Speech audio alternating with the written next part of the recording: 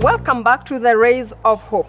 Today, we are listening to stories and testimonies of people who survived different diseases when many had reached the point where their friends, their family, or even themselves thought that they would not survive. But thankfully, thanks be to God, they are here to tell their stories. Listen to this. Kwa majina naitwa Paul Nurunji Ngari, na huku niko Kanyombora, na tangu nigojeka hii ugonjwa wa kansa, kunjua huko na kansa ni sinda, kwa sababu dalili zake nilikuwa nimetumia pesa mingi kabla unjulikane niko na ugonjwa. Kwa hiyo nimeenda hospitali Kieni mahali ilijulikana wakati nilienda hapo Embu Manjimbo kuna hospitali iko hapa inaitwa Teneri. Ndipo nilienda hiyo siku, nilienda kabla mbele nilikuwa nikiendesha na nikisikia makonjo. Kabla nifike mahali napeleka hiyo makonjo, imekuwa imeanza kutoka. Siku ya kuenda hapo, nikaenda hapo, nikapewa dawa za mwipa, nikafanywa hivyo. Siku ya mwisho ile ambayo hii ugonjwa ulitambulikana, ni vile nikienda hapo hospitali nikasikia makojoa, nikafikiria nikipita watu nitaenda kukojoa. Kabla nipita watu nikasikia makojoa imetoka, nikasimama. Ikatoka yote ikaisha. Kwa hivyo wakati nilifika kwa daktari, nilimwambia hata kujikonjolea nimekojikolea. Kwa hivyo daktari ndipo aliniandikia barua niende kwa daktari mwingine.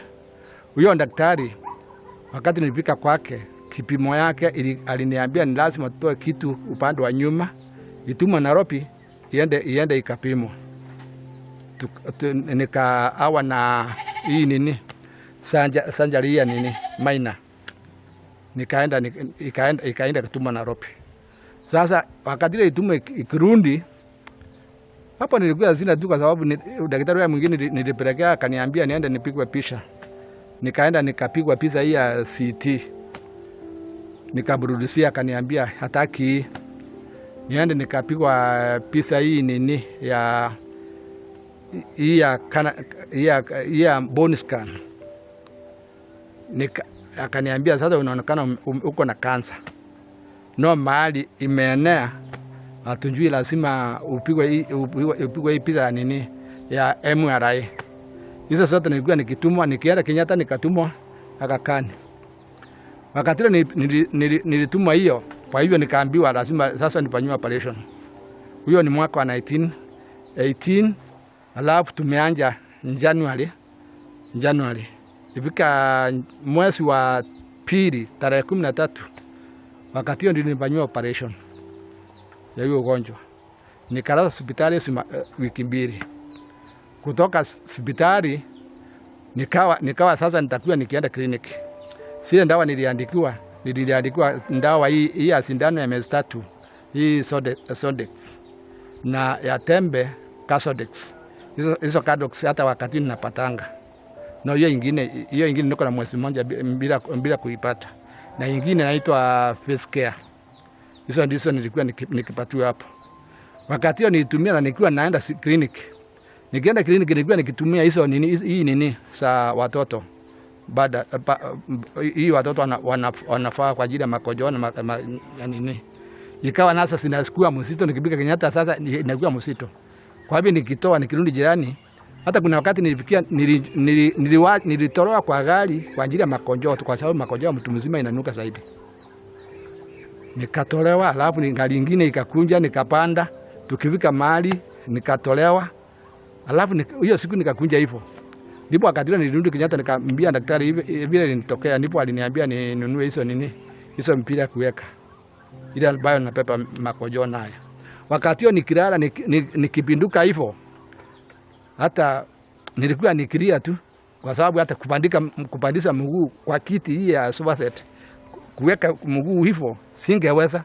Lazima nichukue mguu mmoja, nichukue wa pili niweka, alafu nilala. Nikipinduka hivyo hata wale wengine wanalala wanasikia sasa huyu amefanya nini.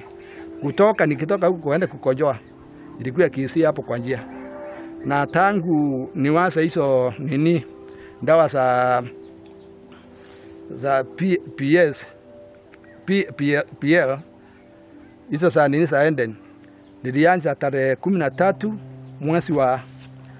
mwezi wa Septemba 2020, na kabla nimalize hiyo box ilikuwa na super 5. Nilikuwa nikitoka nje nikaenda nikazunguka kwa samba, na silikuwa nikienda mbali. Nilijua au nilionekana niko na hiyo cancer ni 2018. Hapo ndipo nilipimwa hizo vipimo zote. Tukikinja 2019 February 13 nikawa nimefanywa operation. Sasa nikaenda na mandawa kuenda clinic, na wakati hiyo hata kusindi kuhara ilikuwa imezidi zaidi.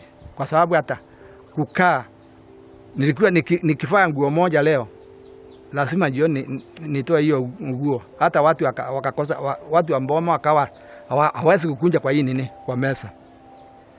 Sasa wakati hiyo tangu nianje hii nini 2019 tarehe 13 Septemba, mbeleni hata nilikuwa hata sister huyo nini yangu, hata hiyo sister, kwa sababu niligundua Eden kwa njia yake, na kaniambia ataongea na Kalanja, kwa sababu alikuwa ameenda semina mahali, sijui ni mahali gani alienda semina huko Shiro, na akanjua ule ugonjwa, akaniambia ule ugonjwa wako huko naye. Hata kuna mahali nilikuwa nikielezewa huko kuna dawa ile ambayo inaweza kutibu. Nikamwambia dawa gani? Akaniambia hebu niongee na Dr. Canon nione kama hiyo dawa inaweza kupatikana. Ndipo aliongea. Kutoka kuongea hapo September 13 September ndipo niliaja hiyo dawa. Wakati mbeleni kabla nianje hiyo ndoa, hata watu wa Mboma walikuwa kijua mimi nitaenda. Ni vile hata ukiona mtu atakufa huwezi kumwambia atakufa, kwa sababu kuhara nilikuwa nikilala zaidi, makonjo ni zaidi, kuumwa mwili ni zaidi, hata kutoka kwa nyumba kawa imekuwa ni shinda, kutoka kwa nyumba. Kwa hivyo wakati leo niliaja hiyo, kabla kumaliza hiyo box ya kwanza ilikuwa na super 5. Kabla ya kumaliza hiyo box nilikuwa kitu ya kwanza, nilikuwa makonjo. Sipokuwa nikitembea hivyo, nilikuwa makonjo, nikiwa nimeketi au nimelala, yeye imekuwa imefunga. Kwa hivyo nikaona hiyo dawa ni nzuri na itaniponya. Kabla sister anitisia ya pili, akaniuliza, sasa mzee unasikiaje? Nikamwambia siku kile ambayo ningekuhakikishia ningekwambia sasa ujue mimi nitarudia na uhai wangu. Kwa hivyo nimeamini nitapona. No, mbeleni silikuwa nikiamini kama nitapona. Akaniambia daktari alikwambia utumie dawa kwa muda wa miezi 6. Ukienda kupimwa utaonekana hiyo kansa imefanya nini. Box ya pili ikakuja. Ya tatu sinjamaliza, kabla nimaliza box ya tatu kwa sababu nimepikisha super 2. Hata kukimbia wakati huu ninakimbia. Na kutoka 2018 mpaka 2019 mimi silikuwa nikiwa naanza kuenda kwa shamba. No, wakati huu hizo mahindi mnaona huko, si mnaona kuko na nini na mahindi, mimi ni mmoja wa kulimia hiyo mahindi. Ni vile silikuwa nikilima na kipanga, no, nilikuwa nikilima na njembe. No, wakati huu vile nasikia wakati huu tunaongea na nyinyi, hata kipanga naweza kutumia kidogo, kwa sababu mgongo uniumi vile ulikuwa kiniuma. Hata kurukaruka naweza kurukaruka, no, mbele singeruka. Singeruka. Hivyo ndivyo nikaambia wale wako na hii ugonjwa wa kansa, dawa imeonekana ya kuponya hiyo ugonjwa. Na usije kutanganywa na mtu akikwambia ati hii dawa ya Eden iwezi kutibu wewe, iwezi kuponya wewe. Ukitumia hata ukimaliza supe ya kwanza utakuwa ukimaliza na utakuwa ukisikia kuna stage, kuna tofauti na mbeleni. Supe ya kwanza hiyo ya pili, ukinywa ya pili hapo mambo inakuwa nini. Kama hata ukiwa umesoeka, hii dawa inakurudisha kama hujasoeka. Ukionekana hata sura yako itakuwa ikionekana huyu mzee, hata akiwa ni mzee ako na nguvu, ni kama kijana. Kwa sababu tangu wakati hata wengine wananiambia, wala kijana wengine wananiambia nimewapita, kwa sababu wale wengine hata wangu wale wanakunywanga pombe tukienda naye, sipokuwa ni vile niko na kichwa nyeupe, iko na nini na hii ases. Kama sio hiyo, ningekuwa mdogo kuliko hawa. Na maana ikawa imefunguka, lakini kile ningeambia hawa wengine wasinje kutanganywa na mtu. Ati hii ndawa iponye mtu. Hii ndawa ni ya kuponya. Na uzuri wake ni zile ndawa zingine unatumia, uwezi kuambiwa ati usitumie hizo. Unatumia, lakini kuna ndawa kama hii ya sindano. Hiyo wakati hiyo tawasa hii ndawa mundu wa siku 3 uende undungwe. Mundu wa siku nyingine 3 uende undungwe, lakini uaje. Na hata ukitumia hii bila hizo ndawa zingine, mimi naamini zinaweza kuponya wewe. Kwa sababu hata mimi nasikia nimeponya. Kwa sababu hata kukimbia sasa wakati huu naweza kukimbia vile msana kimbianga. Kama akiwa ni kazi naweza kufanya. Na mbeleni hata kuinuka kutoka kwa nyumba silikuwa nikitoka kabla nianze hizo ndawa. Silikuwa nikitoka. Hata ni vile hakuna hiyo pesa hata ambayo nilipiwa wakati hiyo, sipopiga ile pesa nilipigwa ni hizo za kutafuta ugonjwa. Hata mtu kama ningekuwa nimepiga hizo pesa, mtu aone hizo pesa. Na wakati huu kawa imepigwa, anaweza kuona tofauti kubwa. Hata kushangaa mtu anaweza kushangaa. Kabla nipate hizo ndawa, ile sina nilikuwa nikipitia. Kitu ya kwanza, maumivu ile nilikuwa naye. Hata kukonda. Kwa sababu kukula kulikuwa zaidi wakati huo. Unajua mtu akiwa na maumivu kukula ni ngumu. Kama akiwa ni kukaa na watu, hata silikuwa nikienda karibu na watu kwa ajili ya makojo. Kwa sababu nimejaribu kutumia hizo baba sio tunatumia watoto. Ikawa ni shinda kwa sababu mundu saa moja nilikuwa nimenjana, ikawa inakuwa mzito kuikaa naye. Sasa kutoka hapo, tangu nianje hizo ndawa, niliona mabadiliko makubwa zaidi. Kwa sababu tangu nilianza hizo ndawa mbeleni, hata silikuwa nikifikiria kama nitaishi. Hata vile nilikuwa nikifikiria huyu ugonjwa kabla mtu awe na pesha awe anaenda nchi za nje, hawezi kupona hapo Kenya. Kwa sababu hata wakati ile nilipata hiyo operation, kana wakati ile nilianza kutibiwa, hiyo ugonjwa ulikuwa ni kama ulikuwa ukisaidi, kwa sababu ile pain nilikuwa naye ni zaidi. Kuenda kwa gari, hata kwa gari silikuwa nikiwa naanza kupanda, kwa sababu nikipanda gari tukibika pale watu wanaanza kulalamika. Nani yeye amekonjoa huko kwa gari? Conductor mkiwa na dereva mmekonjoa kwa gari. Sasa ukaanza kutafuta ule mtu amekonjoa. Na sasa wakati huu hata akiwa ni Nairobi, hata akiwa ni wapi niende na gari, nasema niko sawa, kwa sababu ugonjwa hiyo nini sinda ya ushungu hiyo sinda ya nini ya makojo, hiyo makojo imefunguka. Sipokuwa ni vile sijui kama ni daktari walinikosoa kwa sababu kunifanyia operation. Nikiwa ninatembea hivyo kuna some drop inatoka kidogo. Na hiyo kidogo najua ikitoka lazima iwe itafika mahali iwe unakaa kama umejikojolea. Na kile ningeambia watu waamini hii dawa inafanya nini, kwa sababu hata wale waniona wakati huo nilikuwa mgonjwa. Na wale wananiona wakati huo. Wengine hata nikiwaambia sijapona, natumia dawa, hawezi kuamini. Kwa sababu wakati huo nilikuwa nimekonda. Hata wengine walikuwa wakifikiria huyo mzee ataenda tu. Ni lazima na mimi najua niko na ukweli, sipokuwa ni vile ninajua Mungu ni wa maajabu. Kama ingekuwa sio kutumia hii dawa hii, siwezi kusema ati nikikuwa hai. Najua kuendeza inamaliza maji kwa mwili, makonjo pia, kukula vizuri, wewe kukula vizuri kwa sababu kwa ajili ya maumivu.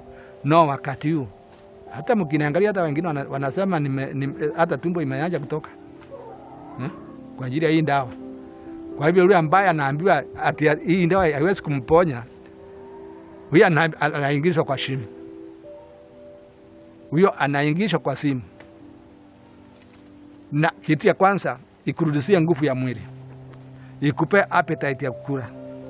Sasa ukiwa uko na nguvu ya mwili na uko na appetite ya kukula, Sasa kile ambacho kitakupeleka kingine ni nini? Hata ukipa labda ukupe kwa anjali, na sio kumaanisha ni kansa.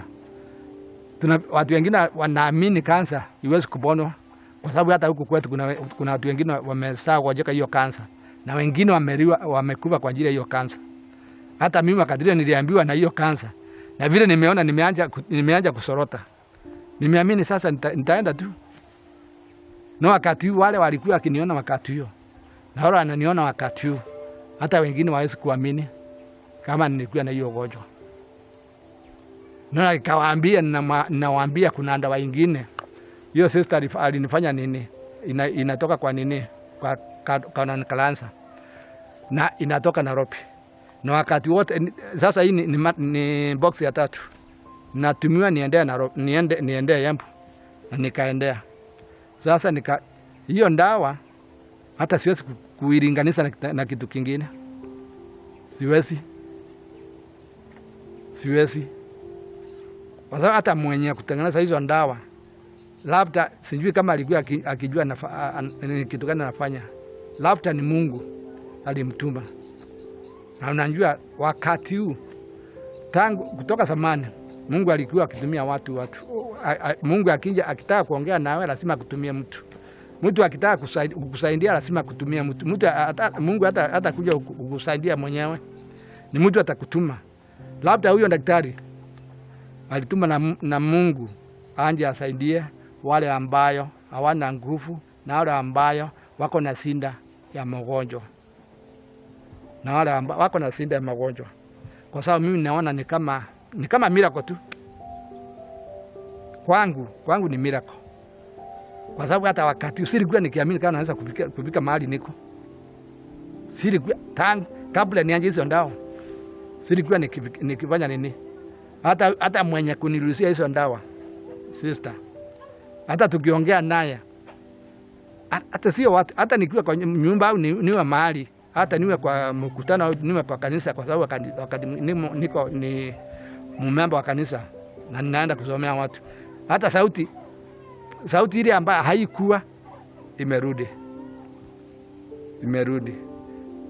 Ile ambazo naona ni Mungu apariki huyu daktari na amupe nguvu ya kusaidia watu wake, na asidi kusaidia watu tu. No, sio kumaanisha ati watu wale ambao anaweza kusaidia ni watu hapo Kenya tu au Nairobi. Hata nje kama anaweza kuenda nje, anaweza kusaidia watu wengi. Kumaanisha ndawa, kunywa ndawa, sipokuwa ni watu wale wako na nguvu. Kunywa ndawa, huwezi kusema ati utapona kwa ajili ya ndawa. Ni watu wangapi wa masaa kupa hospitali? No, hii miezi 3 vile nasikia, hata sijui nikimaliza miezi 6 sitakuwa aje. Labda nitakuwa nimerudia ujana wangu. My name is Grace Maina. I'm a born again. I love Jesus as my savior. And a mother of 1 daughter, Esther Erimo Maina, married to Daniel Maina Kibara. I started feeling pain in the year 2013. I thought it was just the normal pain. I felt pain, my ankle pain, and that could not deter me from doing my house chores or going to work. But as time goes by, I started feeling the pain started increasing all over my body. In 2015, I could not be able to walk. I could not be able to do anything. The pain was so severe that even doing anything was a problem. Actually, my family used to help me going to the bathroom or going to help myself because I could not even be able to walk, to come out from the bed. That is when I went to go, and that's 2015. That is when I went to see the doctor.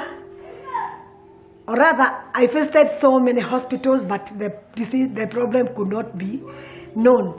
That is when I went to see that doctor I have told you, and that is when I was diagnosed with lupus. As I have said, lupus is an autoimmune disease whereby red cells and white cells fight among themselves. And when I asked the doctor what causes the lupus, they told me they have no idea. They don't know what causes lupus. So I told God, So take me through this problem, and our God is faithful. I have seen him upon my life. That is when my sister-in-law came to visit me and told me about Eden, a supplement called Eden. And actually he bought for me the first bottle. I started taking Eden, and let me tell you, after taking 2 bottles, my body started changing. I started feeling well. I started feeling my health is coming back again. I started going to the toilet. I could not go to the toilet. I started coming out from the bed. I felt my body has really changed when I started taking Eden. Eden is a supplement. And by then when taking Eden, I'm still taking my medicine that prescribed by the doctor. So I'm taking medicine and I'm taking Eden.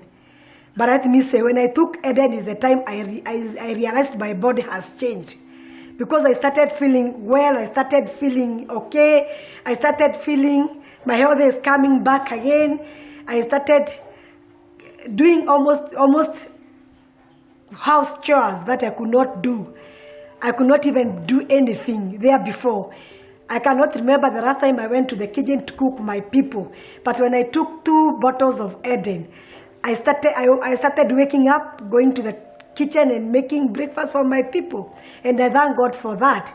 Me, I would say I've seen Eden doing wonders in my life or in my body.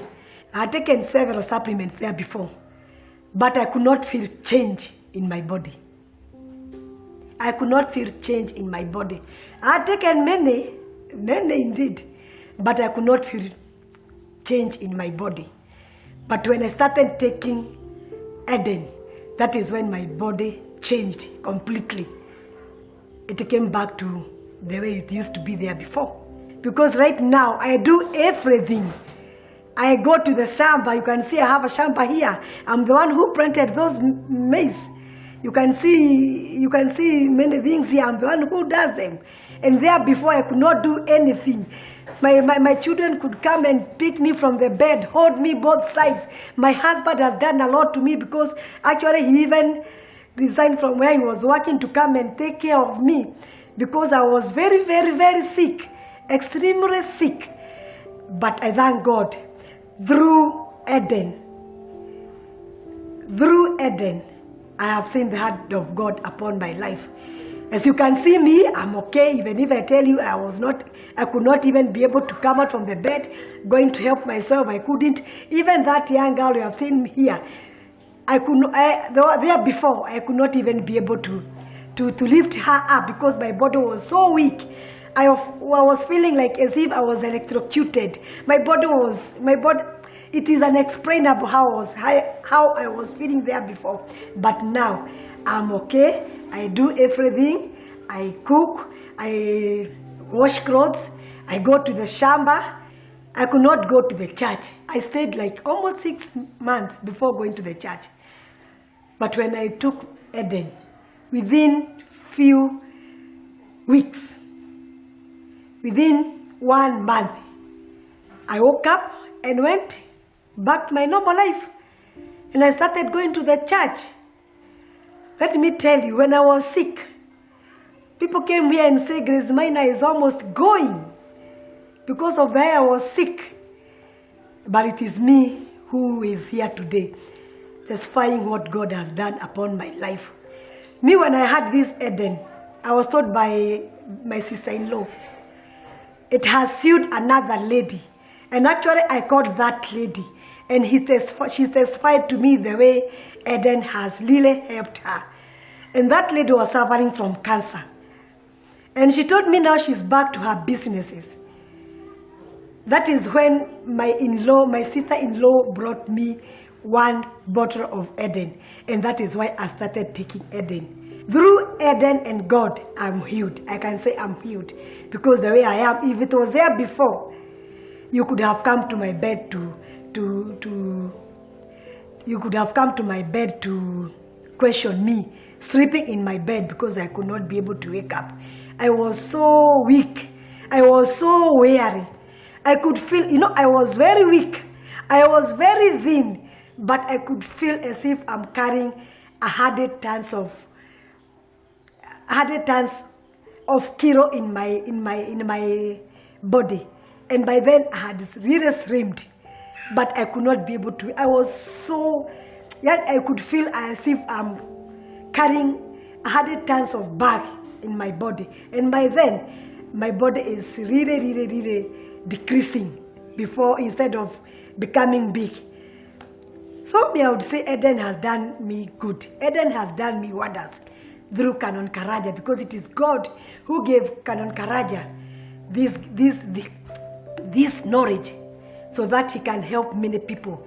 Many people are suffering there and they don't know where to go. Me, I will tell them, please take Eden and you'll get well. You'll feel well. Because me, I'm giving my own testimony for what Eden has done in my life. Indeed, it's always real when it hits you. And hope is the only thing that gives us strength to face tomorrow, and especially during tough times. And for any one of us going through tough times, please know there is always a way out. There is hope that tomorrow will be better than today. Feel free to talk to someone and things will get better. Also remember that you need to believe, because there is hope for tomorrow and your hope will not be cut short. That brings us to the end of this episode, and we do trust that it has put a ray of hope in your situation today. I've been your host, Lucy Waweru. Take care and God bless you.